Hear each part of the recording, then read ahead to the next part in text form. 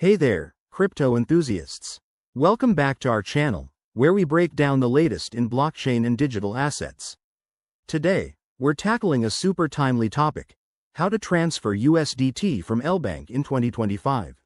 If you're holding USDT on LBank and want to move it securely to another wallet or exchange, you're in the right place. USDT, or Tether, is a popular stablecoin that's pegged to the US dollar, making it a go-to for stable transactions in the volatile crypto world. By 2025, with advancements in blockchain tech, transfers are faster and more secure than ever, but let's keep it straightforward for you.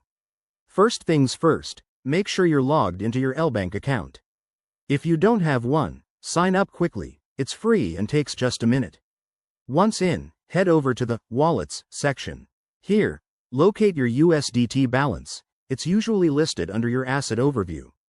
Now, click on Withdraw or Transfer next to USDT. You'll need to enter the recipient's wallet address. Double-check this to avoid any mishaps.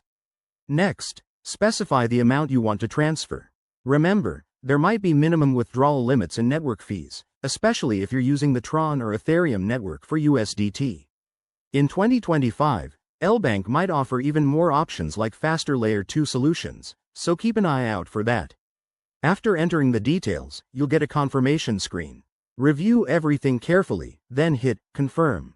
You'll likely need to verify this with 2FA. Always enable two-factor authentication for security. Once submitted, your transfer should process quickly, often in minutes. Track it via the transaction history in your LBank dashboard. Pro tip: in 2025, with enhanced privacy features, use these to protect your transfers from prying eyes. And if you run into any issues, LBank's support is top-notch. Just check their help center. There you have it, folks. Transferring USDT from LBank is a breeze with these steps. If this helped, give it a thumbs up and subscribe for more crypto guides. What's your next crypto move? Drop it in the comments below.